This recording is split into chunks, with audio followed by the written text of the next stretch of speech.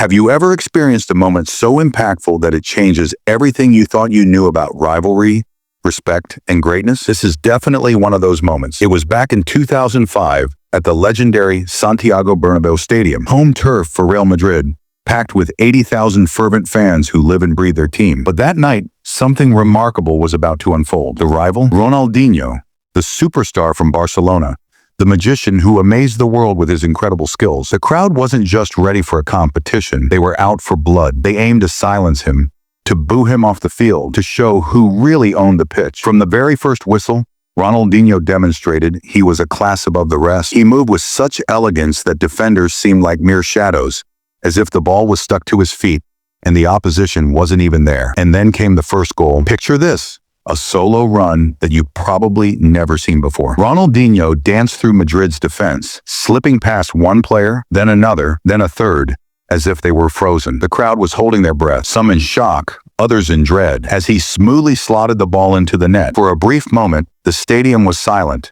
an unsettling hush replacing the usual cheers. But that silence was just the calm before the storm. Minutes later, the scene repeated itself. Ronaldinho took possession again, gliding past three defenders like he was in a choreographed dance, then delicately lifted the ball over Iker Casillas, a goalkeeper who seldom faced defeat. The hush grew deeper.